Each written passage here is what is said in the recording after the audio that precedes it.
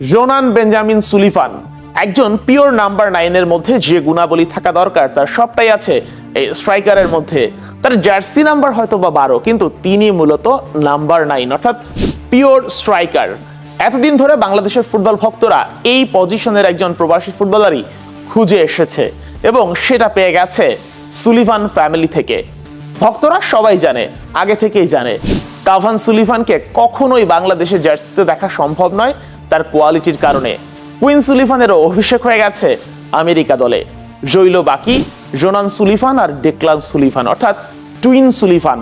সেই twin Sullivan এখন বাংলাদেশের হয়ে অভিষেক হয়েছে এক ভাইয়ের, এটাই যা আক্ষেপ।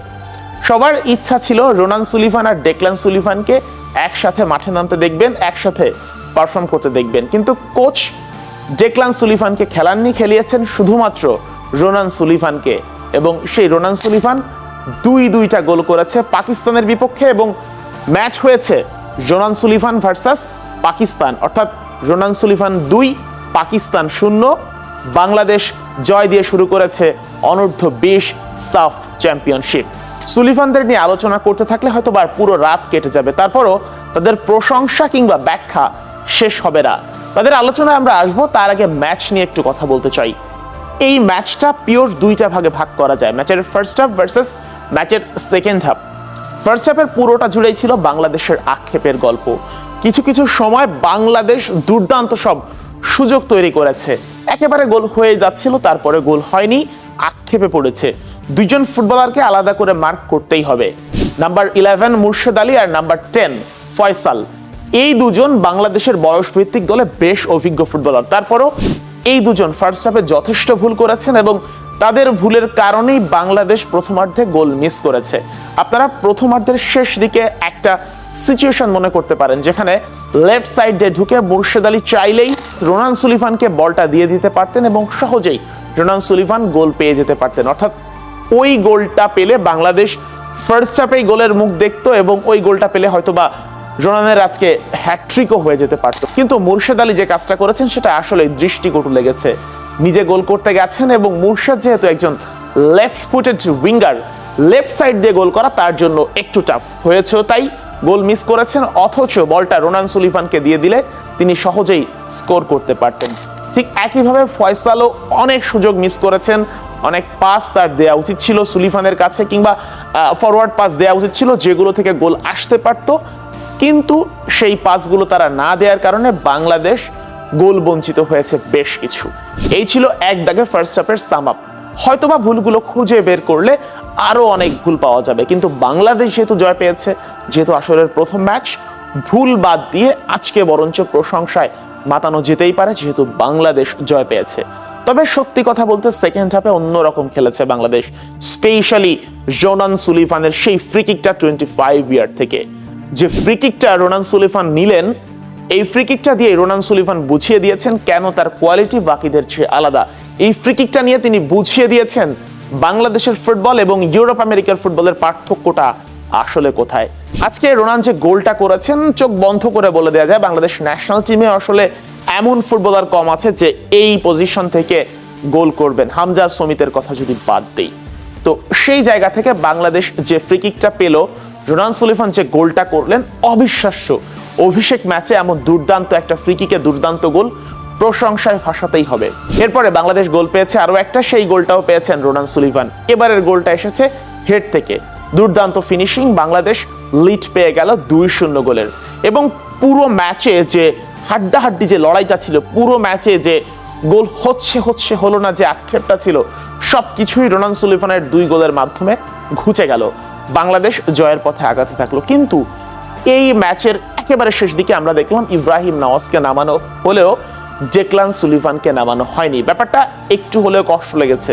আজকে যারা ইউটিউবে লাইভ স্ট্রিম দেখছিলেন প্রত্যেকে অপেক্ষায় ছিলেন জোনান ডেক্লানকে একসাথে পারফর্ম করতে দেখতে, কিন্তু শেষ পর্যন্ত তা হয়নি। কোচ মার্ক কক্স 1 মিনিটও সময় দেননি ডেক্লান সুলিভানকে। ডেক্লান সুলিভান খেলে থাকেন রাইট ব্যাক পজিশনে এবং তার পজিশনে তিনিও দুর্দান্ত। এক ভাই যেমন চমক দেখিয়েছেন, ডেক্লানও ঠিক একইভাবে চমক দেখাতে পারতেন। তার সাইড থেকে তিনি অ্যাসিস্ট পেতে পারতেন, তার সাইড থেকে তিনি ক্রস করতে পারতেন, যেগুলো গোলে পরিণত হতে পারত, কিন্তু সেই আক্ষেপে পড়েছে ভক্তরা। ঠিক একই সঙ্গে ইব্রাহিম নওয়াজকে যে টাইমে নামানো হলো সেটাও একটু দৃষ্টিকটু লেগেছে ভক্তদের কাছে। তবে আমি বলবো আজকের জায়গা থেকে হতাশ হওয়ার কিছুই নেই। বাংলাদেশের সাব চ্যাম্পিয়নশিপ অনূর্ধ্ব 20 দলের মাত্রই শুরু হলো, এখনো লম্বা রাস্তা পড়ে আছে। পরের ম্যাচ খেলতে হবে ভারতের সাথে। কে জানে, হয়তোবা ভারত ম্যাচে রোনান ডেকলানকে আমরা একসাথে মাঠে নামতে দেখতে পারবো এবং সেই ব্যাপারটা কি দুর্দান্তই না হবে। ঠিক একই সঙ্গে ইব্রাহিম নওয়াজকে হয়তোবা শুরুর একাদশে দেখা যেতেই পারে। কোচ হয়তোবা তাদেরকে জমিয়ে রেখেছেন পরের ম্যাচের জন্য।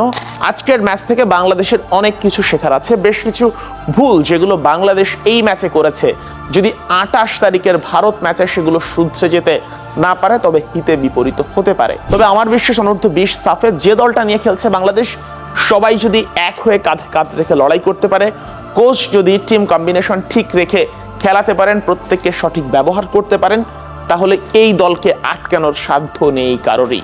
এবার সুলিভান পরিবার নিয়ে একটু কথা বলতে চাই। যে পরিবার নতুন করে স্বপ্ন দেখাচ্ছে বাংলাদেশের ফুটবল ফ্যান্সদের, সেই পরিবারে 4 ভাই, Ronan Sullivan, Declan Sullivan, Cavan Sullivan, queen Sullivan, 4 ভাই ফুটবলার। কুইন সুলিভানের এরই মধ্যে আমেরিকার জাতীয় দলে অভিষেক হয়ে গেছে। কাভান সুলিভান তো আরো দুর্দান্ত, তাকে বলা হচ্ছে আমেরিকার ইয়াংদের মধ্যে ইতিহাসের টপ বেস্ট যারা ট্যালেন্টেড ফুটবলার তাদের একজন। ম্যানচেস্টার সিটির সঙ্গে তিনি সিজন ব্রেকগুলোতে ট্রেনিংও করছেন এবং বয়স পরিপূর্ণ হলে তিনি ম্যানচেস্টার সিটিতে পাকাপাকিভাবে যোগ দেবেন।